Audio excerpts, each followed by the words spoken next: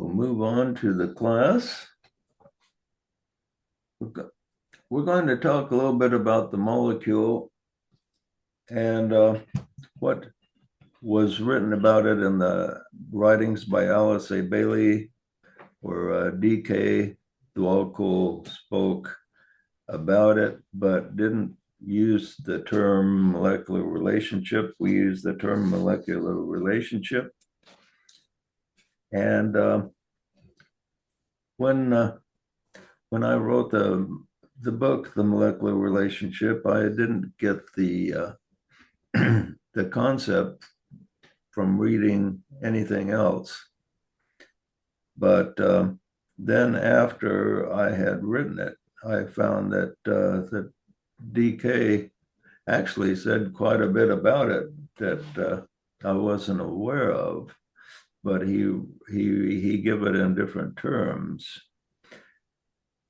When DK talks about the molecular relationship, he uses two words that are very close to describing what we see as the molecular relationship. Can anybody tell me what those two words might be?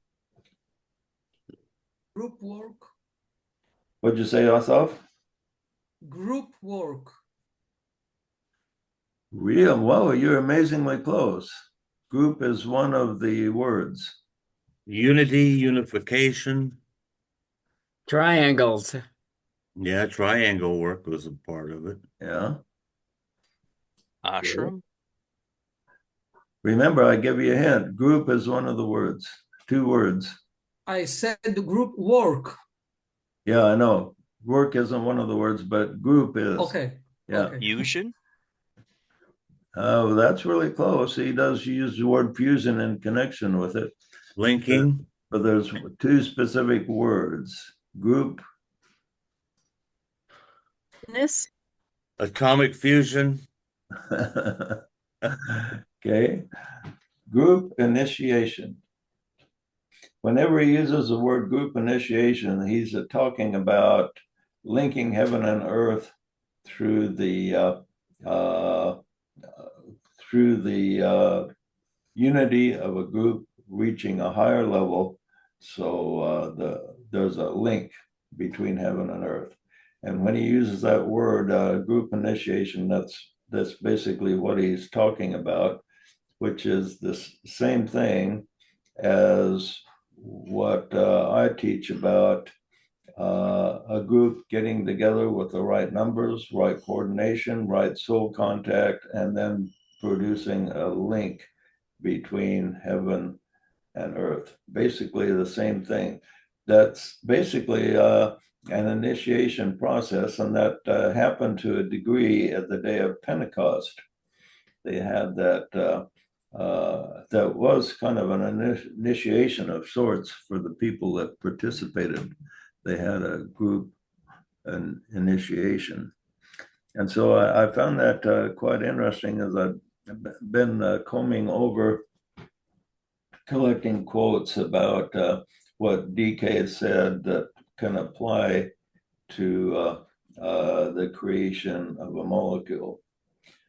And so what I'll do is I'm going to read several of his quotes and we'll talk about them. Here's the first quote I'm going to read, which is the kind of interesting quotes, I think. He says, the hierarchy incarnates on the earth again. And for the first time since its last incarnation in Atlantean days. It is, however, a group incarnation and not the incarnation of individual members. This is probably a subtle point too difficult for you to grasp. So he was saying that the people he's talking to probably won't understand what he's saying. But now that we have an idea of the molecular relationship, I believe that we can understand what he was saying, that a group needs to be established in such a way that they have the oneness of soul contact together all at the same time. And then they link heaven and earth, and they create a mechanism by which the hierarchy can tune into and pierce the veils between heaven and earth, because there's tremendous veils exist that prevent us from an easy interplay between us and the higher lives. The average man on the street is so disconnected from the higher lives that he has no contact at all with them. The advanced person gets glimpses of things higher than himself, and very few people are able to transcend heaven and earth, so the connection is solid. And so he points out that group work is necessary to be able to achieve that which an individual by himself cannot achieve. And with the group that he was working with, he gave actually a specific number. He said that the group that he was working with at the time, and was in Discipleship Volume 2, he says, was a group of 24, which is interesting that he was he settled on that number of people that he was working with. And then he started out higher numbers. I think he started out around 50 some. Then he settled on 24. He tried to keep them going, but then they fell away and it was reduced to 18. And eventually he said, out of all the people that he was working with in the group work through Alice A. Bailey, I believe there was only 6 that amounted to anything. So with him being a master directly working with a disciple, he wound up with only 6 usable people. And so I guess we shouldn't feel bad that we don't have large number, since DK as a master was not able to produce group cohesion with the 24 that he was working with. He says he started off with around 50. Yeah, he started off to 50 and then he settled on 24. You're right. And then went down to 18 and then eventually to 6.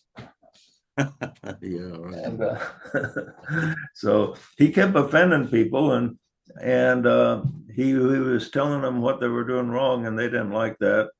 And they said, well, that wasn't the Tibetan speaking, that was Alice A. Bailey. She just doesn't like me. So when Alice A. Bailey through gives something from DK that somebody didn't like, they often dropped out, and they didn't like to be corrected. People don't like to be corrected. And you read the Tibetan's correction of the disciples. He was pretty gentle with them. He wasn't mean-spirited in any way. He was as gentle as he could be, but in some cases they did need some correction and they needed some instruction, and they didn't always agree with him. Here's another one that says, in due time, there can exist on the earth a replica of the hierarchy and of its methods and techniques of work. And isn't this what we've been trying to do with a molecular relationship? Duplicate what on earth, what it is in the higher realms. And Well, then he says in the material we just covered last week that they are intelligently incarnating to raise consciousness and prepare for a greater externalization of the hierarchy, but they're coming down as a group. yeah, but they'll work through a group. It says it will be a group incarnation and not incarnation of individual members. Now, this is the way it'll start. Now, he does indicate that later on, there will be individual members of the hierarchy here. But to begin with, it'll be through a group. So we're not going to have necessarily Kuthumi or DK incarnate as individuals right now, but they will work through any group to which is connected to the powers that be, so to speak. And he points out later that such a group does not exist, that the masters have really tried to create such a group, but they failed each time. And the failure is really noted with, we can see with DK working through LSA Bailey, started with over 50, went down to 24, and then wound up with only 6 that were usable. So he points out this is a very difficult creating a group through which the hierarchy can incarnate into. And he says, can you not see, therefore, how a miniature replica of the brotherhood can be established on the earth, and how in decades to come, the working disciples of the world, the isolated initiates in the many world organizations, and the personnel of the new group of world servers will automatically respond to the telepathic sensitivity of such groups as will be found working in the many ashrams. Okay, and this telepathic interplay is interesting, and he points this out a number of times, that when this group that he wants to see established is functioning, it'll have telepathic interplay, and they'll be able to tune in to other groups that are out there. So there's a lot of spiritual groups out there, and they're seeking guidance. But this particular group that he's seeking to establish will be able to have telepathic interplay. And this will be really important, because he points out how important it is for humanity to solve the problems of humanity. Now, the hierarchy themselves gives out impressions, and but if a group is established among humanity itself, this telepathic interplay can be actually more powerful, because it's on the plane of humanity rather than the plane of the 5th kingdom trying to reach down to the 4th kingdom. There's barriers there that are difficult to transcend. But if we have a duplicate of the hierarchy created here upon the earth, then he points out there'll be this strong telepathic interplay. And here's the way I see it works is when this group is established, this will be one of the qualities they'll have that's kind of superhuman. They will be able to tune in to the various groups. And so you tune into a particular group, and they're having a meeting, and we will be able to send them an impression, and they'll think it's God speaking to them. Right. Because they'll think, oh man, I'm getting a strong impression of what we need to do. And they'll think it's from God, the hierarchy, Christ, or whatever. They want to know for sure how high up it goes. But this group that he's talking about, that undergoes this group initiation, will have this strong telepathic ability.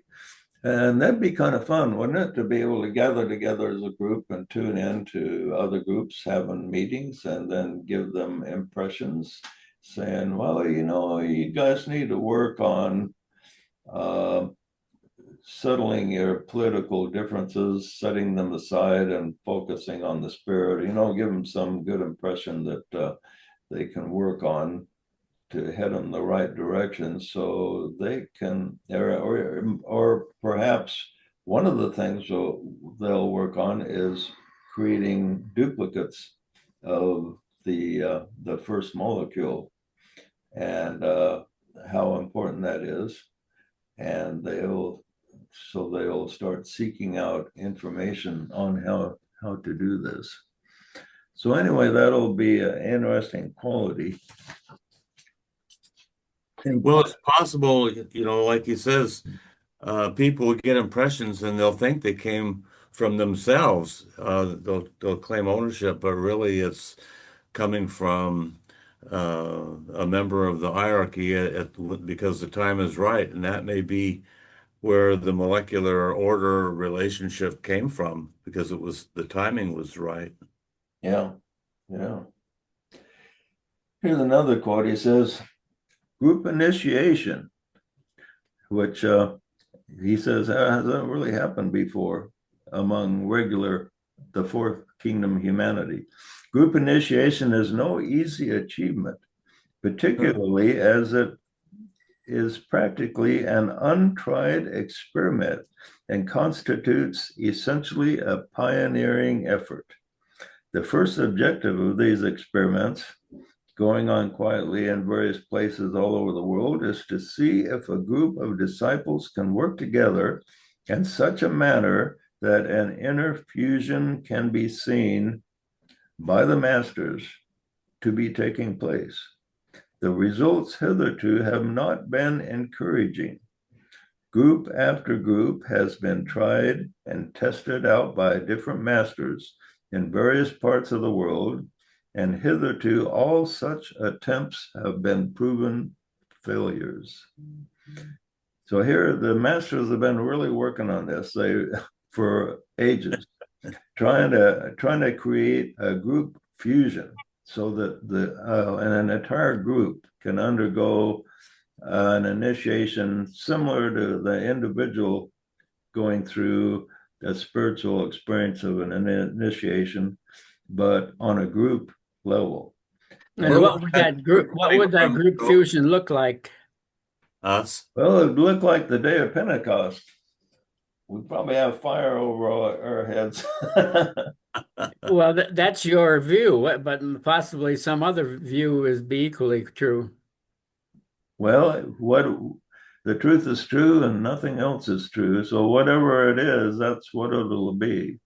Where are you quoting from there, Joe? Is that from Externalization?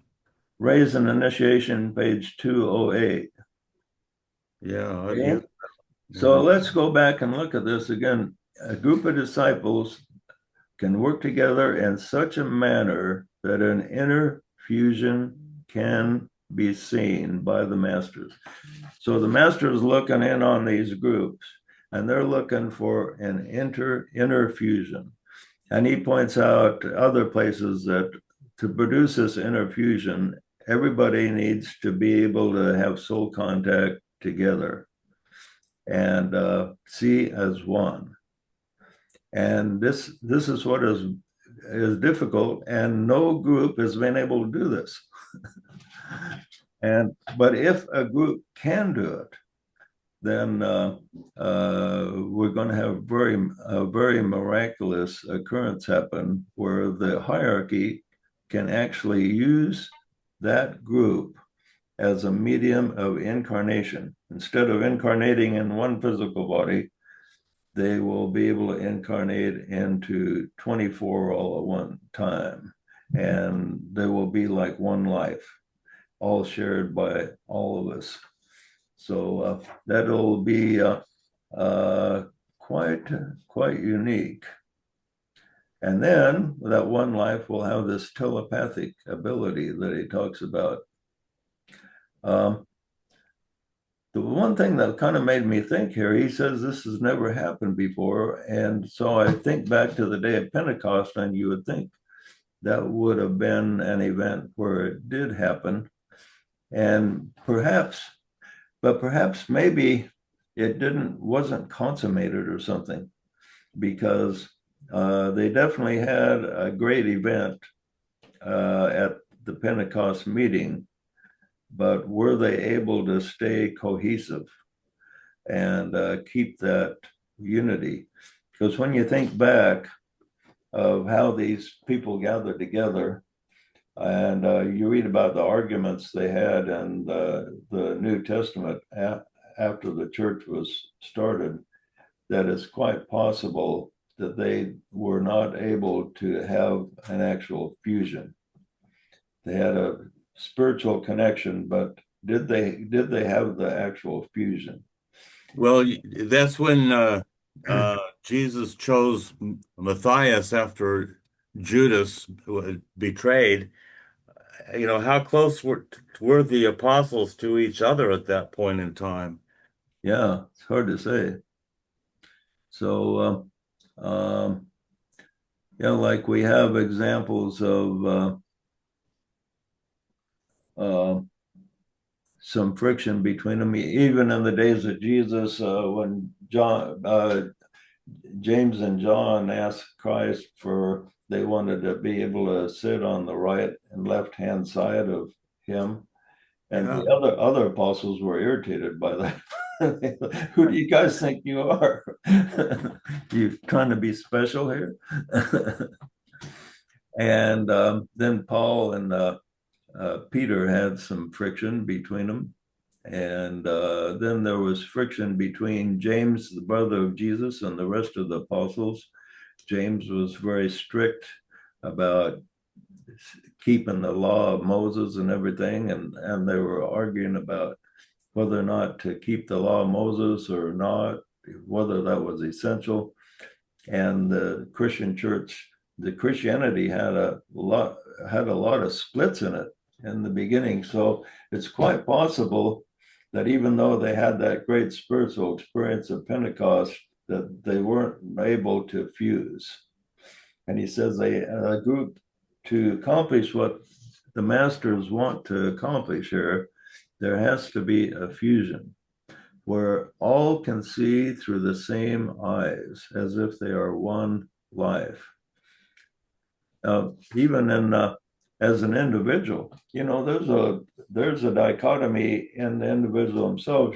Sometimes your feelings don't go along with what your mind says is logical. There's no better example of that than in romance. Have you ever met the wrong person to fall in love with? Lots of times. Yeah, and your heart thinks, boy, I really want to merge with this person, and your mind says, are you crazy? This will be a nightmare for you. And so your mind and your heart battles it out. And I've had that happen a couple times to me. How about you guys? Have you had that happen? Lots of times, several times. Lots of times. You're just one romantic guy, huh, Curtis? Can't help myself. Yeah.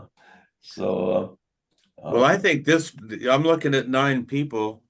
You know, we've had people come in this group that have left because of friction, and you know who they are, and they don't belong. They would have become antagonistic down the road. But in this group, the 9 that I'm looking at, I don't see any friction personality wise or spiritual wise. well, I bet if somebody just mentions the name Donald Trump, we would see something happen. Donald Trump, growth. Go Don, go Don. All of a sudden we'd find out, well, I guess we aren't fused. Well, we can all have different opinions. You know, that's one thing, but to let those opinions create such a rift that we become separate, that's where the problem comes in. Yeah. Well, when you start actually talking about politics these days, you find out pretty soon that you think, well, I don't know if I could fuse with that guy or not. Okay. Well, all of that is drama on the stage when the clown is in the castle. That doesn't mean that it has anything to do with the spiritual life. Yeah. Yeah. But people, the lower self kind of lets it interfere sometimes. Okay. Here's another quote. When an adequate number of members of the fourth kingdom have undergone the process of initiation, technically understood, then the fifth kingdom will come into exoteric manifestation. The method of making this hitherto subjective kingdom a factual entity is rapidly nearing, and the proof of this is, for the first time in history, he says, the first time, group initiation. This can now be undertaken, and it is for this that the hierarchy is working today, where aspirants and disciples are concerned. So here he tells us that this group initiation is going to pave the way for the exoteric or physical manifestation of the hierarchy itself, of the fifth kingdom. So the fifth kingdom can eventually manifest here. And I believe that will happen, first of all, by their being able to communicate with this fused group that has undergone group initiation, that will be like a vehicle for them. And then after these groups begin to get formed, then the hierarchy can actually individually incarnate also. And I think we have to assert the fact that we are the soul, and not be thinking of all the things that we're not, but assume the fact and believe we are the soul here and now. Yeah, I can talk to Ed about things that we don't agree on, but it doesn't get in the way, does it, Ed? No, it doesn't get in the way, because we know that that's all the drama of the marketplace. yeah, Well, that's what we studied last week, Joe, is the return of the Christ will happen in three stages, but the first stage is the disciples, the higher initiates, the new group of world servers have to plow the field and prepare the ground collectively. yeah. Now I've been working on establishing a fused group, so to speak, for many years, and it's been very difficult. And people have asked me, well, when's this finally going to happen? Well, actually, DK gives us an idea of when it may happen. It says, in the middle of the next century will the really new type of group emerge. Tentative beginnings of such groups are to be found today, but their success or their failure is an unstable matter, both so ephemeral that it is not easy yet to bring them under law. One ambitious or disloyal person, for instance, can wreck a group. One selfless, non-critical, consecrated person can swing the group into successful work. This will indicate to you the potency of the individual and the fact that he can temporarily, at any given moment, prove stronger than the group, because the group has as yet no true understanding of group activity, group coherence, and group vitality. There's a lot of potency there. But first of all, where does that quote come from there, Mr. Joe? Esoteric Psychology, Volume 2, page 624. I think one of the first steps is you have to remove all of the negative thoughts about what isn't working, and just assume the fact that it is working and visualize it being so. Okay, As principle. If everybody does that consistently, that will help. The thing is, in any group, you're going to have a handful of individuals that do the right stuff, and especially where we're seeking for a group of 24. But to get 24 people all to have the right focus at the right time, that's the tricky thing. Now, he says this will manifest, he estimates, in the middle of the next century, by that'd be 2050.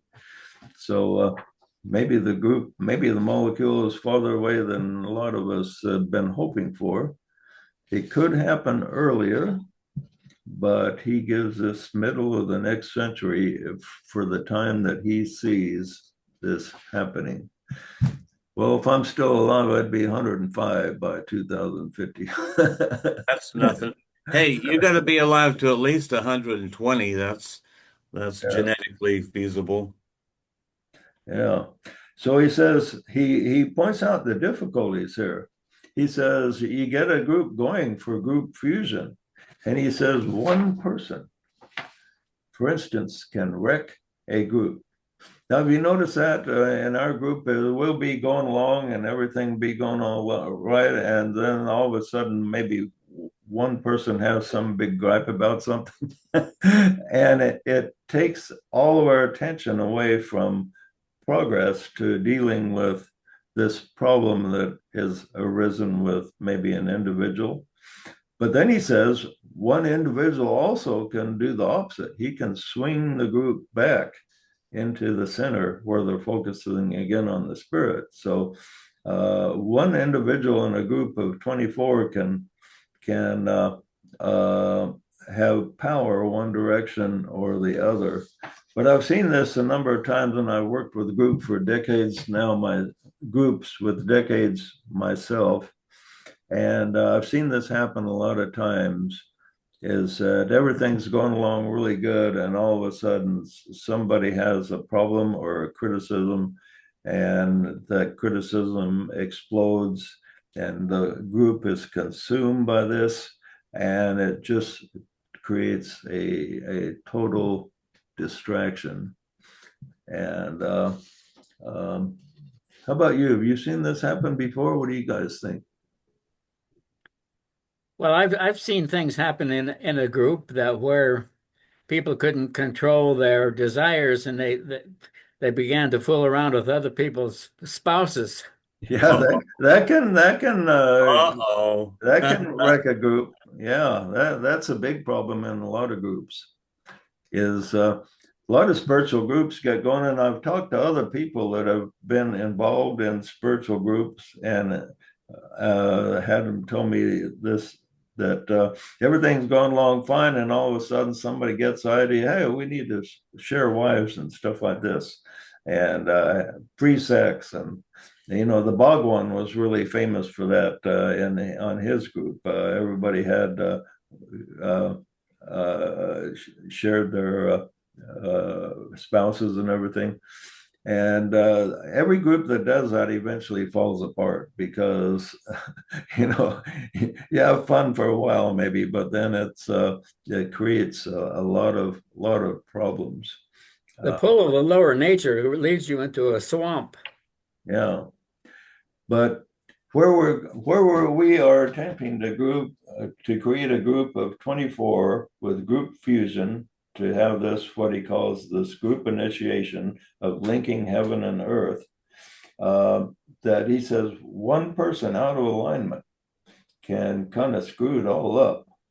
A little bit like, look at Jesus's group. We had 12 apostles, and one guy, Judas, screwed it all up.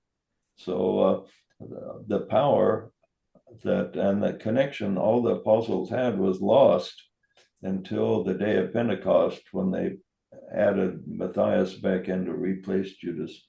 And so this is a problem that keeps happening over and over. And he says the hierarchy has really worked to create this group initiation, and they have failed. The hierarchy, as advanced as they are, as he says, has failed every time. But he estimates that by the year 2050, it may actually happen. We may have group fusion. And when there's one group that is successful at it, then the second group will Others will follow much quicker. Yeah, it'll be easy. He says that healing energy of the spiritual hierarchy cannot flow through the group if there is disharmony and criticism. The first work, therefore, of any group of healers is to establish themselves in love and to work towards group unity and understanding. And as a rapport becomes more firmly established, no fundamental divergences of opinion can appear. The aims of the soul and the personality blend and fuse. The objectives before the disciple and the master become identical. And the group life conditions the service rendered by both of them. The needed fusion can always take place among disciples when they meet on the level of the soul. And when the service to be rendered is the dominant factor and not so much of the how of rendering it. For this, each disciple is independently responsible. Oh, where's that found out, Joe? Discipleship in the New Age, Volume 1, page 687. And the other quote I gave was Esoteric Healing, page 6. Well, you had to go through a lot of stuff to find these little quotes. Yeah. Yeah, good quotes, huh? So, Gigi, can you please repeat the how, the responsibility of the how? Responsibility. Well, he says the needed fusion can always take place among disciples when they meet on the level of the soul, and when the service to be rendered is the dominant factor. Not so much the how, but the needed service. I don't know if that's what you wanted or not. Well, another place he says that we have to rise above all the foibles and weaknesses and imperfections of the personality and not dwell on our worries, our woes, our the physical ailments and things like that. Anything that has to do with the personality. Now, this he points out the oneness is important, but in another place he talks about there will be differences in the personality, like people like different foods, different colors, different sports. But small personality difference where you have minor arguments, maybe, he says you just ignore them when you're doing group work. But as far as group objectives and what we want to accomplish as a group, that's where oneness is really important. And seeing principles through the same eye, looking through the soul with the same eyes. And when the person does this, he ascends above the personality. Then we go back to the personality world. We may have disagreements on minor things, like which football team is the best one to support. Can't find any two disciples agree on that hardly. But okay, any other comments before we sign off? Well, it'll be hard for us to all sustain that higher note permanently, so there will be peaks and valleys and ups and downs.